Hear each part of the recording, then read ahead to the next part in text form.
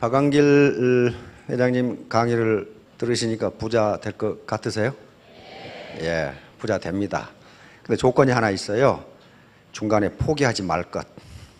그 조건만 충족하시면, 중간에 포기만 하지 않으시면 부자 될 수 있어요. 그리고 조급하게 빨리 부자 되겠다고 생각 안 하시면 됩니다.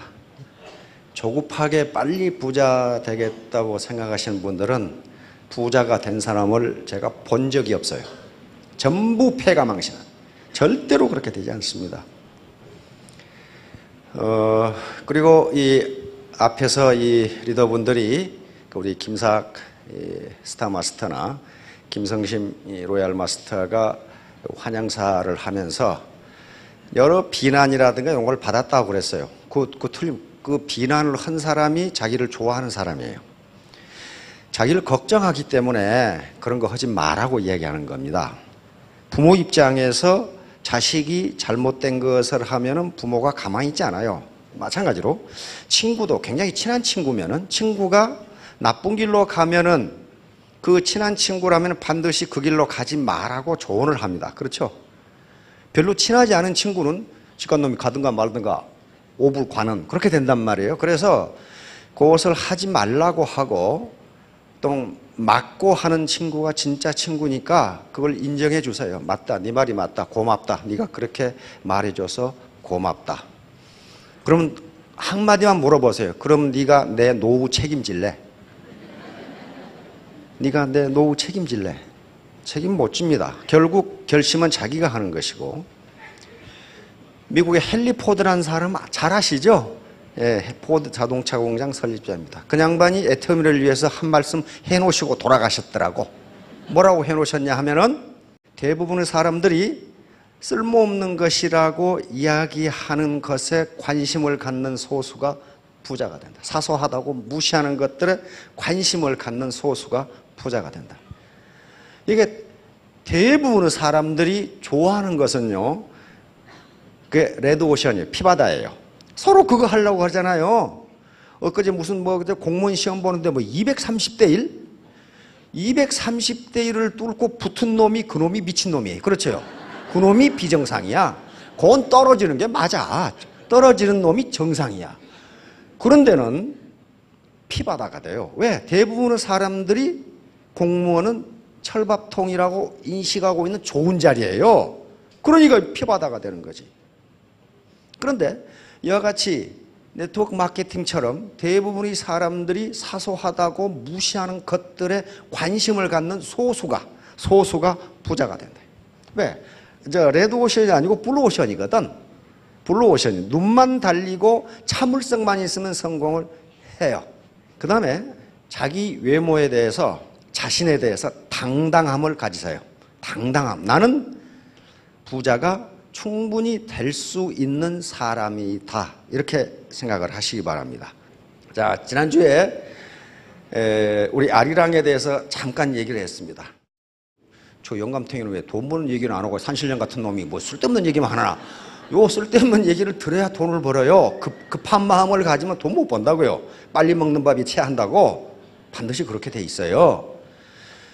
2012년 말에 우리 아리랑이 유네스코 세계문화유산으로 등록됐죠. 무형문화유산으로. 그래서 그걸 지키고 또 세계에 보급하기 위해서 우리 정부에서도 힘을 쓰고 있는데, 정부에서 힘을 쓰는 건 한계가 있습니다. 누가 했어야 돼요? 우리 국민이 해야 된단 말이에요. 그래서 젊은 우리 대학생들이라든가 젊은이들이 아리랑을 지키고 보급하기 위해서 무진 노력을 합니다. 그래서 지난주에는 서울 인사동 쌈짓길에서 있었던 아리랑 프레시마블 감상을 해보셨습니다. 그런데 그 프레시마블 보시고 아무 느낌이 없다. 그러면 그 사람 성공 못해요. 그래도 뭐 느낌이 오는 게 있어야지. 아리랑은 우리 어리고 혼인데 아리랑을 듣고도 아무 느낌이 없다. 그러면 그 얼빠진 사람이에요. 그 사람은 성공 못해요. 그 사람은 우리가 도와줘야 해요. 제3자의 감정이 나에게 들어오기도 하고 내 감정을 3자에게 이입시킵니다. 그게 없으면 인간성이 말라가지고 대인관계가 좋지가 않아요. 그럼 성공 못해요. 예를 들면 픽션이란 걸 알면서도 드라마에서 어떤 슬픈 장면이 나오면 자기도 슬퍼지는 경우가 있어요. 그렇잖아요. 상대방의 감정이 나한테 들어오는 거예요. 그러니까 고객을 만나서 얘기할 때 고객이 이야기하는 걸 보면 고객의 감정을 내가 느낄 수가 있어야 돼요. 아, 이 사람이 상당히 어렵다. 집에서 고생이 많구나. 그게 들어와야 되죠.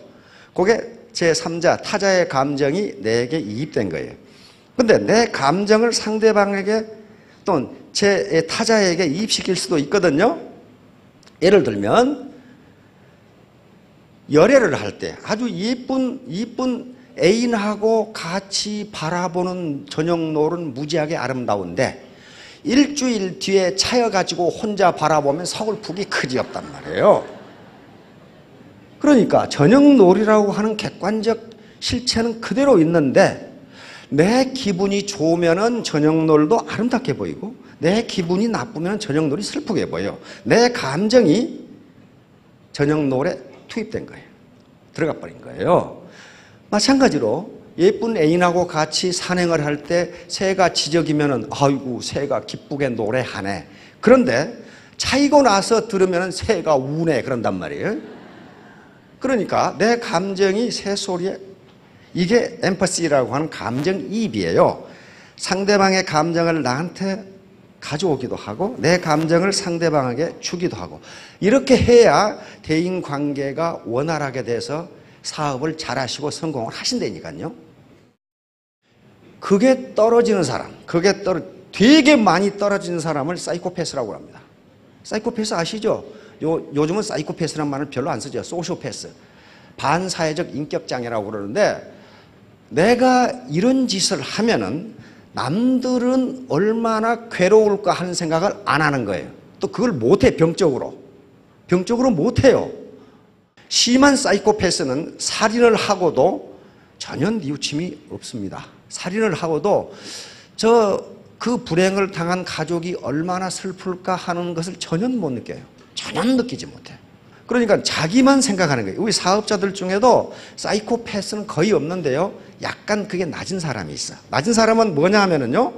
스폰서나 파트너 생각은 전혀 안 하고 자기 주머니 생각만 하는 거예요. 그런데 그런 사람들은 논리적으로 설득을 해도 그게 이해가 되지 않습니다. 왜? 병적이기 때문에 그래요. 그래서 그런 사람들에게는 규칙을 티포테스를 적용해서 규칙대로 하라고만 하지 내 감정을 알아주라. 당신이 이런 행동을 하면 다른 사람들이 얼마나 불편하겠냐. 그게 이해가 되질 않아. 왜 불편하냐 이게 왜. 병적인 것은 아니지만 있어요.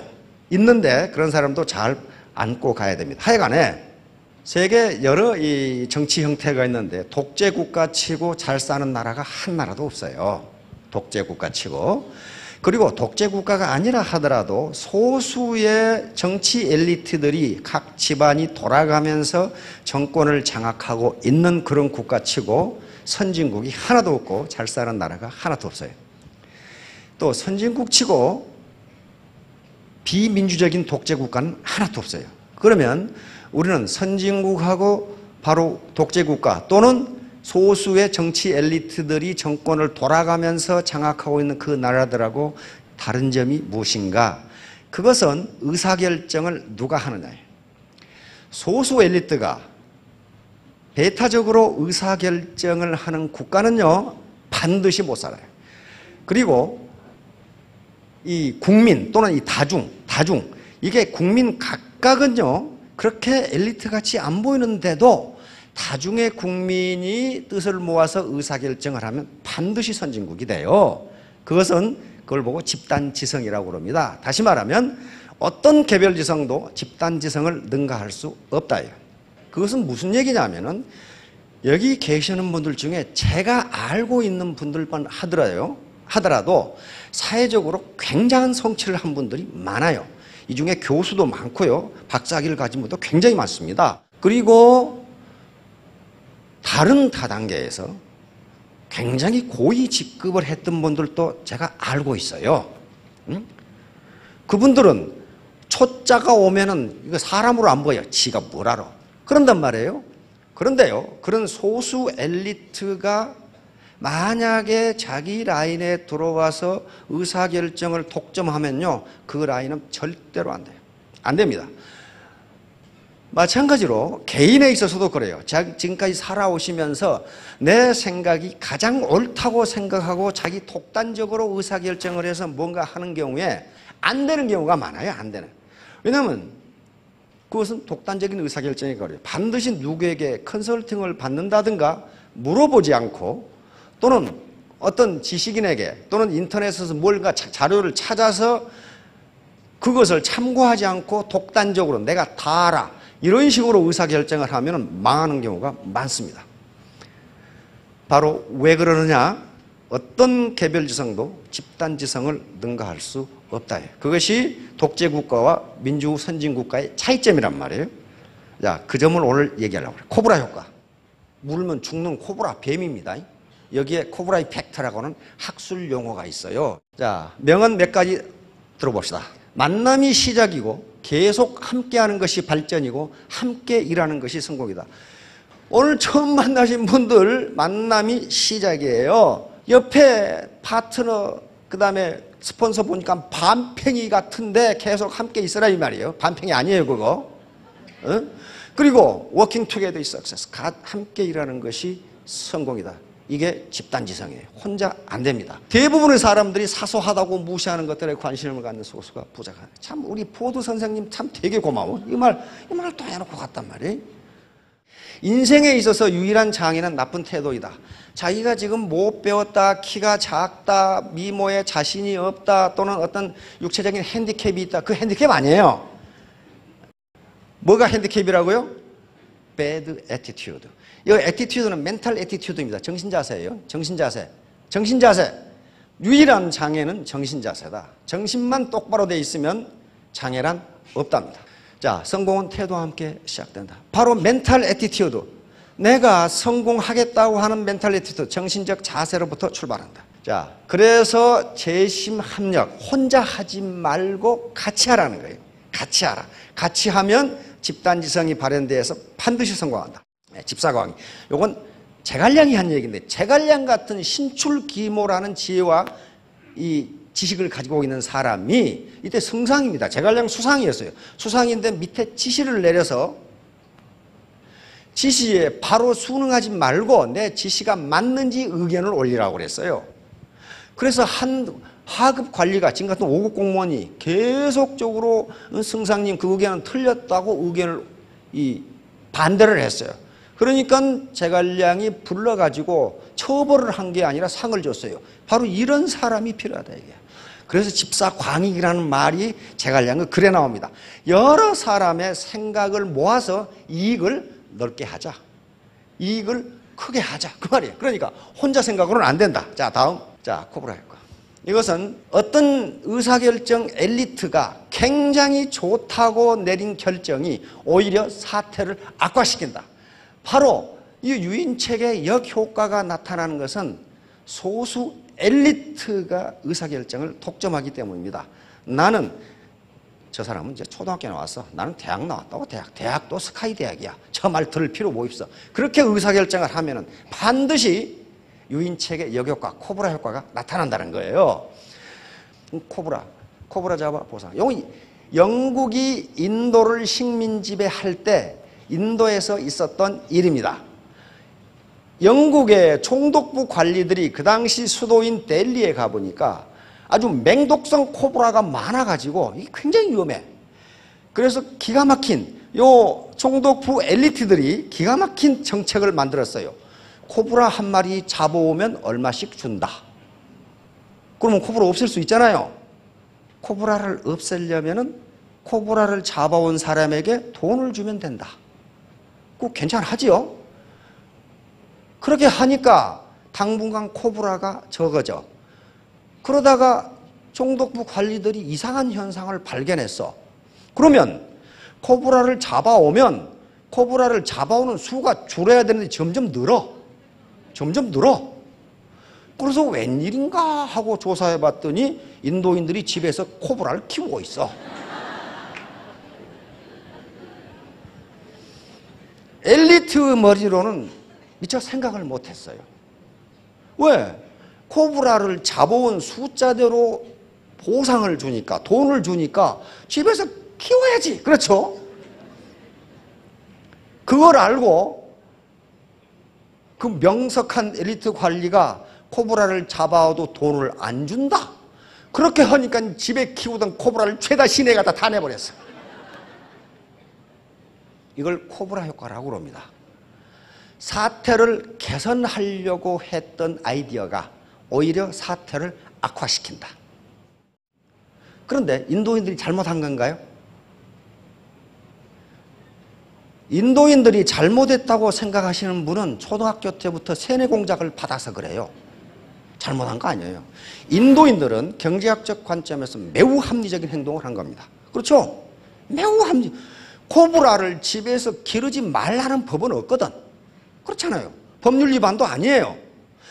코브라를 잡아온 숫자대로 돈을 준다고 했으니 인도인들은 아주 창의적인 아이디어를 내서 코브라를 키운 것뿐이에요. 그러니까 경제학적 관점에서는 굉장히 레셔널한 거예요. 굉장히 합리적인 행동을 했어요.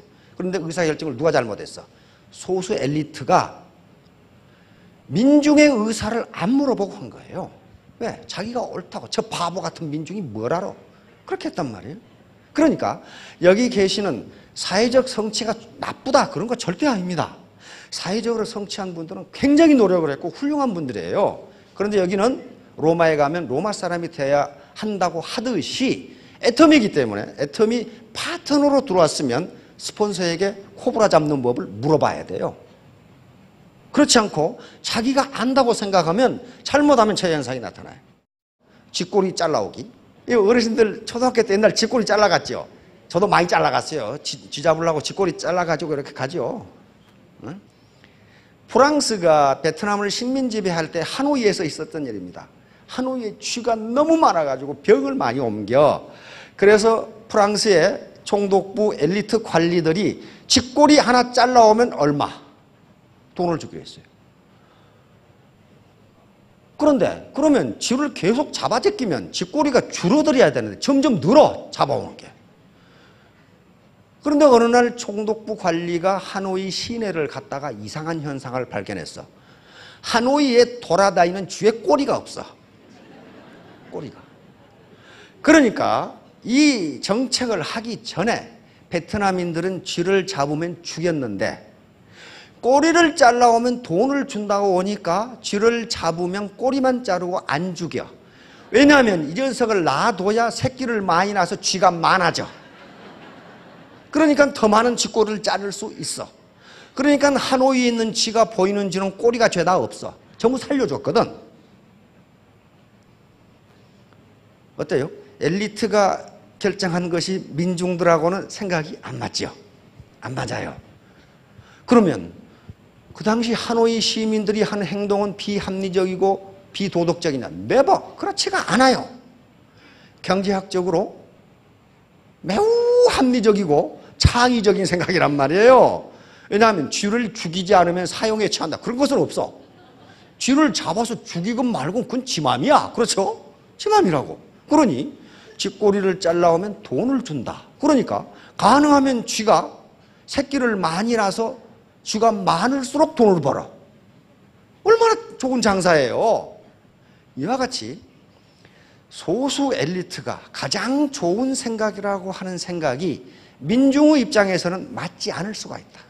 맞지 않아요. 그래서 민주주의가 경제가 발전하는 거예요. 소수 국민들은 우매한 것 같지만 그렇게 우매하지가 않다는 거예요. 공룡화석 찾아 보상받기. 19세기에 서구의 많은 고생물 학자들이 중국의 고비 사막에 가면 공룡 굉장히 많죠. 공룡뼈. 그래서 보다 많은 화석을 수집하기 위해서 공룡뼈 하나 찾아오면 얼마 보상 이렇게 했어요. 뼈 하나 찾아오면. 그러니까 농부들이 하나를 찾아가지고 그걸 망치로 쳐. 그러면 뼈가 여러 개가 돼. 그래가지고 나중에 고생물학자들이 보니까 공룡뼈가 죄다 부서져가지고 학술적 가치가 하나도 없어. 이때 중국인들이 한 행동도 경제학적 입장에서 합리적입니다. 뼈 하나 찾아오면 얼마? 그러니까 부숴가지고 여러 개 만들면 되잖아요. 이와 같이 그 학자들입니다. 학자들이 좋다고 생각해낸 아이디어가 민중들의 입장에서는 안 맞는 거예요. 그러면 거기만 그러느냐? 안 그래요. 미국도 그렇고 이스라엘도 그럽니다. 우리 그니지라는 교수가 이스라엘 타가소 9군데인가에 실험을 했어요. 우리나라도 그렇지만은 꼭 타가소에 아이를 맡겨놓고 늦게 찾아가는 부모가 있어. 그러면 선생님들이 그 아이를 다 찾아갈 때까지 기다려야 된다고. 미국도 그래요. 미국도 유치원 초등학교는 부모가 가야 예를 내줘요. 하도 이 험한 일이 많이 벌어지니까. 이스라엘에서 자꾸 그런 일이 벌어지니까 이 우리 그니지라고 하는 경제학 심리학 교수가 실험을 했어요. 아이를 늦게 찾아가면 1시간 늦게 찾아가면 벌금 얼마? 늦게 찾아갈수록 벌금을 많이 내도록 이렇게 만들어놨어요. 그러면 얼른 생각하면 어때요? 돈 안 내려고 빨리 찾아갈 것 같지요? 그건 의사결정하는 교수 생각이고 부모 생각은 그게 아니었어요. 그렇게 정책을 하니까 늦게 찾아가는 부모가 갑자기 2배로 늘었어. 2배로. 왜? 지금까지는 늦게 찾아가면 선생님한테 조금 미안했어. 근데 이제 늦게 찾아가는 시간에 비해서 내가 돈을 주면 될 거 아니냐 그 말이야. 그러니까 미안한 감정이 전혀 없고 자기가 볼 일을 다 보고 들어와. 그러니까 얼른 생각하면 좋을 것 같은 소수 엘리트가 결정한 정책이 민중들은 그렇게 생각하지 않는다. 그런 말이야. 그렇게 생각하지 않는다. 이게 코브라 효과예요. 어떤 사태를 개선하기 위해서 한 정책이 또는 아이디어가 그 사태를 오히려 악화시킨다. 미국에서 있었던 일이에요. 소방서 예산 편성하기. 소방서에 근무를 열심히 하도록 독려하기 위해서 화재 신고 전화를 받은 건수에 따라서 예산을 편성하겠다. 또 거기에 이 보너스도 많이 주겠다. 얼른 생각하면 좋은 것 같은데, 성과급 좋은 것 같은데 소방관들 생각은 그렇지 않다 이거야. 그러면 우리 지역에 불이 많이 나야 되겠네? 이렇게 생각한단 말이야. 불이 많이 나면 많은 신고를 받으면 예산도 많고 보너스도 많아져. 그러니까 뭘 안 하냐? 소방활동, 다시 말하면 화재 예방활동을 전혀 안 해. 전혀 안 해야 불이 많이 날 거 아니에요. 그러니까 열심히 근무하도록 한 정책이 오히려 화재를 많이 일으키는 결과를 가져와 버렸어요. 이와 같이 윗사람 몇이 의사결정을 독점해가지고 밑에 물어보지도 않고 한 의사결정은 자칫하면은 역효과를 내는 경우가 많다. 그것이 독재국가가 안 되는 이유예요. 독재국가가 안 돼요. 소수 엘리트 그 국가나 지역에서 가장 머리가 좋고 공부를 많이 한 사람들이 그 지배 집단에 있어요. 있는데도 안 되는 거예요. 그게. 왜? 그 사람들 생각은 생각이고 일반 국민 생각은 다르다. 그래서 여기에 이 사회적으로 성취를 크게 하셨던 분, 공부를 많이 하신 분, 그리고 다른 다단계에서 높은 직급에 올라가셨던 분들이 독단적인 행동을 하지 말라는 게 그것이 좋으면 그렇게 해도 되는데 반드시 코브라 효과가 나타나요. 그렇게 해서 내가 잘된 라인을 본 적이 없어요. 꼭 망해. 밑에 사람들이 뭐라 한 줄 알아요? 똑똑하네. 너 혼자 해라. 너 혼자 해라. 그래 완전히 왕따를 시켜. 그리고 밑에서 열심히 안 뛰어. 왜 안 뛰어요? 내가 발에 땀나게 뛰어서 매출이 올라가면 저 꼴배기 싫은 인간 수당이 늘어나? 나도 안 해 그러면. 안 넣는다고요. 그래서 서로 하나가 되라는 거예요. 그래서 집단 의견을 물어보고 집단지성을 발휘하라는 거예요. 자, 다음. 그래서 이 독단적 의사결정의 부작용이 굉장히 많기 때문에 지금 시중에 가보면 비판적 사고라는 책이 굉장히 많이 나와 있어요. 비판적 사고를 해야 성공한다. 뭐 어쩌고 저쩌고 나와 있어요. 근데 비판적 사고라는 것은 어떤 문제를 고정관념이나 자기 아집이나 편견에 사로잡히지 말고 다양한 각도에서 바라보라. 그게 비판적이에요. 누구를 비난하거나 그런 게 아니에요. 미국의 이 교수들 강의를 들어보면 강의 끝에 꼭 그래요. 또 강의 전에 내 강의에 대해서 비판적으로 평가를 해달라 그런다고. 그 말은 나는 이런 견해에서 강의를 하는데 너희들이 다른 시각에서 보고 나한테 의견을 제시해달라 그런 말이에요. 나를 비난하라 그런 말이 아니에요. 그러니까 비판적 사고. 다시 말하면 근데 혼자서 비판적 사고를 하기가 어려워요. 여기 애터미는 특히 슈퍼 시너지가 나올 수 있는 조건을 갖추고 있는 게 이 프리 엔트리. 다시 말하면 엔트리 베리어가 없어요. 진입 장벽이 없기 때문에 누구나 연령이나 학력이나 경력이나 사는 지역이나 가치관이나 종교에 관계없이 멤버가 될 수 있어요. 그러니까 문제 하나를 가지고 각각의 시각으로 볼 수 있어요. 이게 비판적 사고예요. 이걸 하지 못하면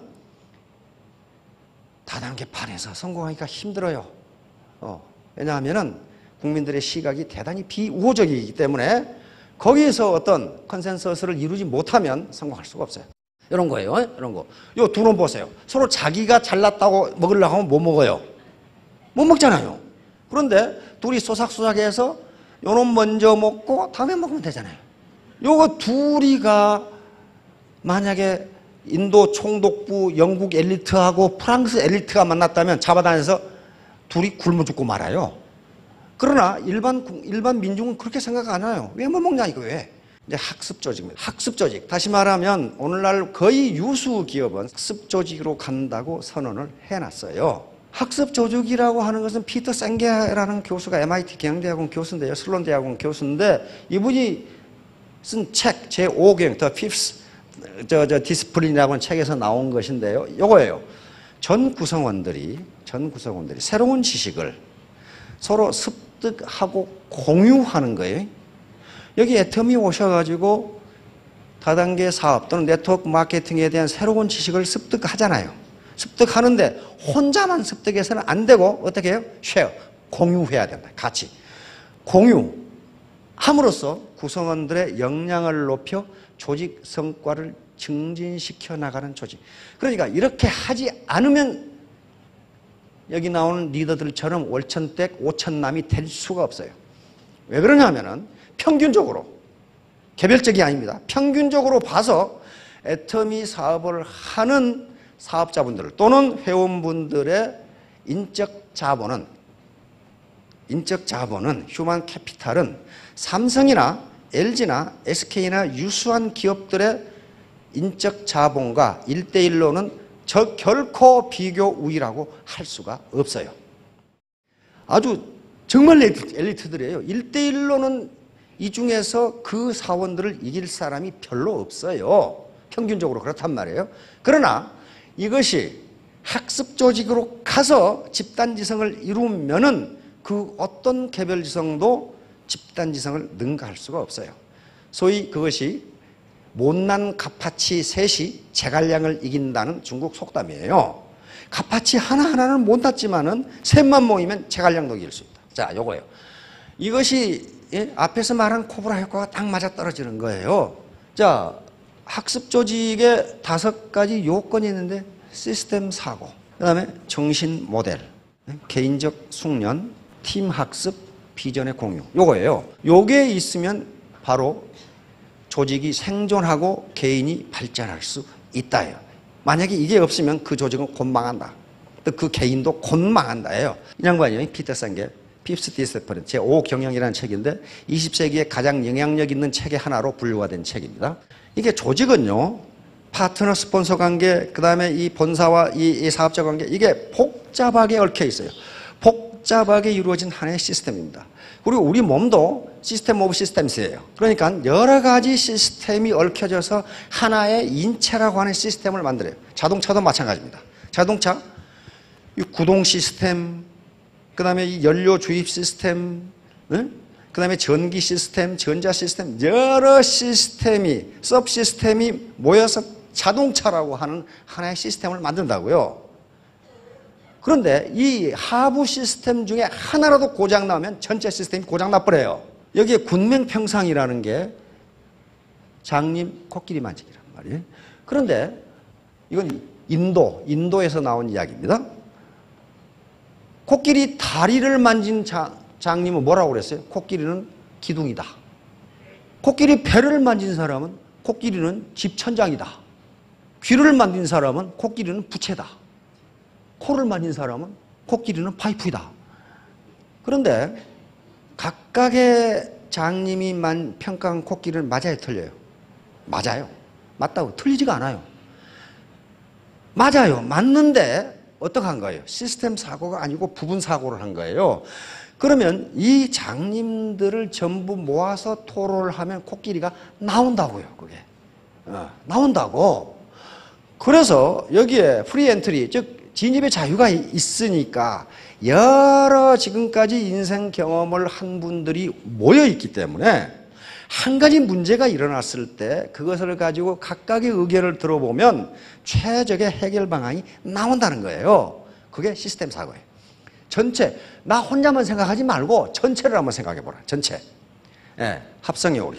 이건 논리학에서 나온 겁니다. 팰리시 오브 컴포지션. 합성의 오류라고도 하고 구성의 모순이라고도 하는데 이것은 부분에 대하여 진실인 것을 그렇다는 이유만으로 전체에 대해서도 진실이라고 믿는 잘못, 그걸 합성의 오류. 뭔가 좀 복잡하죠? 복잡한데 그냥 들어보세요. 부분에 대하여 진실인 것을 그렇다는 이유만으로 전체에 대해서도 진실이라고 믿는 잘못. 쉽게 말하면 부분에 대해서는 좋은데 전체에 대해서는 좋지 않다, 그런 말이에요. 요 현상이 있기 때문에 사회가 이렇게 복잡하고 이해관계가 많고 싸우고 충돌하고 그러는 거예요. 부분에 대해서 좋은 것이 전체에 대해서 좋다면 우리는 매우 화기애애하게 살 겁니다. 그런데 문제는 사회현상이나 경제현상, 인간관계에서는 절대로 그게 성립할 수가 없어요. 자, 여기 예가 몇 가지 나와 있어요. 이분은 우리 국민들이 다 존경하는 김수환 주기님이시고 신부님이시죠. 이분은 국민들의 대부분이 존경하는 성철 스님이세요. 두 분은 국민들로부터 엄청난 존경을 받고 있지만은 나도 존경하는 사람이 돼야지. 그래서 전 국민이 신부가 되고 스님이 되면 어떻게 됩니까? 30년 후에 나라가 망해버려. 자손이 없어. 또 부분에 대하여 성립하는 것이 전체에 대해서 성립하지 않고 앞에 분해의 원리가 있어요. 분해의 모순. 합성의 모순만 있는 것이 아니고 분해의 모습도 있어요. 전체에 대해서 진실인 것을 부분에 대해서도 진실이라고 아는 잘못. 그러니까 전체에 대해서는 성립하는데 부분에 대해서는 성립하지 않는다, 그런 말이에요. 예를 들면 물은 산소와 수소로 H2O로 돼 있죠. 그런데 물은 불에 타지 않습니다. 그러나 그걸 분해해서 산소와 수소로 해버리면 타요. 이와 같이 전체와 부분은 달라요. 그래서 개별 행동을 하지 말라. 또 우리 인체를 분해해보면 흙에 있는 성분하고 같다 그랬죠. 무슨 칼슘, 철, 마그네슘, 알루미늄 다 들어있어요. 그러면 그것을 병에다 갖다가 합해보세요. 인간이 되는지. 안 된다고. 그게 안 돼요. 우리 몸에 있는 성분 다 분석돼 있잖아요. 원소, 물 다 분석돼 있어요. 그거 병에다 담아가지고 한꺼번에 시멘트 반죽 같은 데 해보라고. 인간이 되는지 그게. 안 된다고요. 정신 모델. 이건 기업의 문화입니다. 기업의 문화가 그 기업의 흥망을 좌우합니다.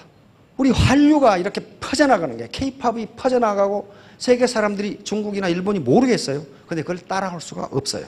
절대로 못 따라옵니다. 왜? 그 문화가 우리처럼 되어 있지를 않아요. 한마디로 중국이나 일본은 수직 문화입니다. 우리는 수평 문화예요. 유교의 가부장적 이 질서가 있지만은 그건 좀 희석되어 있고 수평 문화예요. 걸그룹을 만드는데, 소녀시대를 만드는데 오야봉이 너 이렇게, 그래서 그놈의 춤이 되겠어요? 음악이 되질 않아요. 수평 문화에서만 가능해요. 그 문화예요, 문화. 따라서 애터미는 애터미의 고유 문화가 있어야 되고, 이것이 인류 보편적 가치에 맞지 않으면 애터미는 언젠가 망해요. 따라서 반드시 그 기업의 문화가 우리가 인류가 생각하는 보편적 가치에 맞아야 돼요. 그렇지 않으면 조폭하고 똑같아요. 조폭 집단은 그 가치가 인류 보편적 가치에 맞지 않기 때문에 오래가지 못해요. 보스가 죽으면 그대로 망해요. 자, 그래서 우리 애터미의 문화는 여기 맨 마지막에 보세요. 본질적 가치를 추구하기 위해 도구적 가치를 추구하는 문화. 이게 이제 무슨 말인지 귀신 신나라 까먹은 소리 같은데, 이거 본질적 가치를 추구하기 위해 수단적 가치, 도구적 가치를 추구하는 문화. 본질적 가치는 그 자체가 목적이 되는 가치를 본질적 가치라고 그래요. 내재적 가치, intrinsic value. 그 자체가 목적이 되는 가치. 그것이 뭡니까? 인간. 인간은 누군가가 그 사람을 자기 돈벌이의 수단으로 써서는 안 된다예요. 인간은 그 자체의 존재가 목적이지 당신이 사용하라고 생기는 인간이 아니다 그런 말이에요. 자, 그러니까 이 본질적 가치를 실현하기 위해서 도구적 가치를 이용한다. 도구적 가치는 바로 내게 이익을 주기 때문에 추구하는 가치. 요거예요. 돈, 권력, 지위, 직급. 특히 그 여자 사장님들이 직급에 아주 그냥 목이 말라 있어. 집에서 누구 아줌마 그러다가 국장님, 그러니까 이게 헷가닥 돌아가가지고 말이야. 그냥 있는 대로 목에 힘을 주고 막 패팅을 해가지고 국장 가려고 그러다 무너져요. 무너지니까 그렇게 하지 마시고 포기만 안 하시면 언젠가는 스타 마스터, 로얄 마스터 되시니까 그렇게 급히 가려고 하지 마세요. 바로 이 도구적 가치는요, 도구적 가치는 돈, 명예, 지위, 체면, 위신 이런 것들이 도구적 가치예요. 그런데 도구적 가치는 사람마다 그 가치 평가가 다르고 한 개인도 장소와 시간에 따라 달라져요. 젊은 날에는 돈과 지위와 권력, 체면 요걸 따지다가 어느 정도 나이가 드시면은 그것보다는 다른 것의 가치를 더 줘요. 사회적 봉사라든지 교회에 대한 헌금이라든지 내가 뭐 권력을 추구하겠다. 그건 뭐 권력, 권물 10년 그러면서 별로 가치를 안 둬요. 같은 인간이라도 도구적 가치에 대해서는 상황에 따라서, 사람에 따라서, 시간에 따라서 그 평가가 달라져요. 그러나 본질적 가치는 어느 때 언제 평가해도 똑같아요. 본질적 가치. 진선미, 인간, 영혼, 사랑. 이것이 나이 드니까 더 가치가 떨어진다. 그런 법이 없어요. 그래서 이 본질적 가치를 실현하기 위해서 도구적 가치를 우리가 추구해 돈을 버는 거란 말이에요. 그래서 애터미의 최고 목표를 균형 잡힌 삶으로 둔 거예요. 돈을 벌 때 균형 잡힌 삶, 경제적으로 풍요하지만은 내가 못 배운 것을 배우고 내 부모, 형제, 가족 그리고 이웃을 사랑하고 우리가 살고 있는 이 사회에 공헌하자. 그걸 마지막 목표로 둔 거예요. 이게 전부 본질적 가치거든. 나만 잘 먹고 잘 살자가 아니에요. 그런 사람은 사이코패스라고 이게. 그러니까 요걸 생각하신다면 독단적, 독불장군식으로 의사결정을 해서는 안 된다예요. 독불장군으로 의사결정을 하는 사람들이 추구하는 게 뭐냐 하면은 하루빨리 돈을 많이 벌어야 되겠다. 그 욕심 때문에 그렇거든요. 예, 저거 스폰서 반팽이, 파트너 완전 반팽이, 나만 온팽이. 나중에 보면은 온팽이라고 생각한 그 사람이 완전 반팽이가 돼 있고 반팽이라고 생각한 스폰서와 파트너들이 뭐가 돼 있냐? 슈퍼 온팽이가 돼 있어. 슈퍼 온팽이가 그게 바로 코브라 효과를 방지하는 겁니다. 자, 존재 가치와 사용 가치. 이것도 똑같은 개념인데요. 존재 가치는 존재하는 그 자체가 가치가 있는 것이고 사용 가치는 나에게 효용을 주기 때문에 가치가 있는 재화를 사용 가치라고 합니다. 우리가 쓰는 경제재는 대부분 사용 가치예요. 그런데 존재 가치는 존재하는 그 자체가 가치가 있는 거예요. 예를 들면 부모, 형제. 그것도 사용해서 가치가 있습니까? 그렇지 않아요. 자식. 사용해서 가치가 있는 게 아니에요. 그 다음에 우리 문화유산, 아리랑. 이건 존재하는 것 자체가 가치가 있어요. 자연 환경. 이건 존재하는 것 자체가 가치가 있어요. 대한민국이라는 나라. 존재 자체가 나에게 가치가 있어. 내가 사용하기 때문에 가치가 있다고 생각하지 마시고 그분들이 존재하기 때문에 가치가 있다고 생각하시면 동반성공하시는 거예요. 동반성공. 그런데 경제학자들이 이걸 또 심각하게 연구를 했어요. 본질적 가치를 추구하는 나라와 도구적 가치를 추구하는 나라, 어느 나라가 잘 사는가를 봤더니 도구적 가치를 추구하는 나라 치고 선진국이 하나도 없다. 선진국이 된 것은 본질적 가치를 추구했기 때문이다. 이 결론이에요. 왜냐하면 도구적 가치는 일정 수준 이상 소비를 하면 탕진이 돼버려. 다시 말하면 돈이나 권력이나 그 다음에 호의, 호식이나 이런 것들은요. 일정 양 이상 소비를 하면 거기서 더 이상 만족이 나오지를 않아. 소득이 100만 원에서 200만 원 되니까 밥을 하루에 2배로 먹더라. 그런 게 없다니까요. 일정량 이상 먹으면 그 욕구는 거기서 탕진이 돼요. 그러나 본질적 가치는 아무리 추구해도 탕진이 되질 않아. 예를 들면 부모와 자식 간의 사랑이라든지 어떤 자기가 믿는 종교에 대한 헌금이라든지 또는 후진국 어린이들에 대한 어떤 봉사나 또는 기여라든지 하는 것은 하면 할수록 더 자기 만족이 커지는 거지 거기서 이제는 됐다. 나는 이제 그만할래. 그게 안 된다는 거예요. 그러니까 선진국들이 대부분의 본질적 가치를 추구했기 때문에 그 본질적 가치를 실현하기 위해서 경제개발을 하다 보니까 경제성장이 멈추지가 않는다는 거예요. 왜? 본질적 가치를 충족한다는 게 쉬운 일이 아니거든요. 자, 다음. 그러니까 본질적 가치를 추구하시는 분들이 돈을 벌어요. 자, 바로 이 신사숙녀가 애터미가 지향하는 바로 인간상인데 이것도 본질적 가치예요.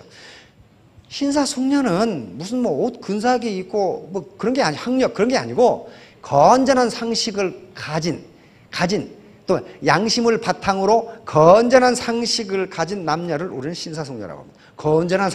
건전한 상식이에요. 애터미는 회사를 위해서 사업자들이 희생하라 그런 말을 절대로 하지 않습니다. 그 반대로 얘기해요. 회사를 이용해서 사업자들께서 성공하시라. 우리를 이용해서 개인이 성공하시라. 그러려면 개인의 숙련, 퍼스널 마스터리가 반드시 있어야 돼요. 사업을 어떻게 하는지, 원만한 인간관계를 어떻게 발전시켜 나가는지, 파트너와 스폰서 관계는 어떻게 해야 좋은 건지 그걸 누가 가르쳐줄 수가 없잖아요. 개인적 숙련이 필요해요. 개인적 숙련. 여기 계시는 분들 모두 회사와 조직을 이용해서 개인의 성공을 도모하십시오. 회사를 위해서 희생할 거 없습니다. 그럼 회사를 뜯어먹으라 그 말 아니고 같이 잘 살자요. 같이 동반성공하자. 자, 다음. 요것은 바로 아까 그거예요. 구성원들 간의 대화와 토론을 통해서 지식과 정보를 공유하자요. 그래야만 코브라 효과가 일어나지 않아요. 리더라고 해서 제멋대로 하면은 그 조직은 절대로 크지 않아요. 절대로 크지 않아요. 왜? 아까 리더는 그래도 엘리트인데 엘리트의 독단적 결정이 엘리트가 생각하기에는 굉장히 합리적인 것 같지만은 밑에 파트너들이 보면 불합리할 수도 있다예요. 그럼 반드시 코브라 효과, 유인책의 역효과가 나타납니다. 예. 피터 샌게이 교수의 경고 바로 이거예요. 혼자 독단적인 의사결정을 하는 리더가 있는 집단은 IQ 130을 모아놔도 거기서 나온 아이디어는 IQ 60밖에 안 된다. 우리나라에 3번이나 와서 이 말을 했어요. 그러니까 내가 다 반팽이고 나만 온팽이다 라고 생각하시는 분은 이렇게 이걸 명심하세요. 피터 샌게이 교수가 우리나라에서 강조한 거예요. 독단적 의사결정을 하는 리더가 있는 조직은 그 밑에 IQ 130을 모아놔도 거기서 나온 아이디어는 IQ 60밖에 안 된다. 이게 코브라 효과예요. 바로 비전을 회사와 사원, 구성원이 같이 가져야 된다. 회사는 성장하는데 회사가 이익을 너무 많이 가져가서 나는 성장 못한다. 이건 비전의 공유가 되지를 못해요. 같이 동반성장해야 돼. 같이 동반성장. 이렇게 하면은 이런 조직을 학습 조직이라 하고 이런 조직은 망하지 않는다 그랬어요. 망하지 않는다. 학습 조직은 행동을 유발하는 시스템을 바꿔요. 시스템을 바꾸는데 비학습 조직은 결과만 가지고 따져. 잘했느니 못했느니. 시스템이 어떻게 되어 있는지는 이야기하지 않아.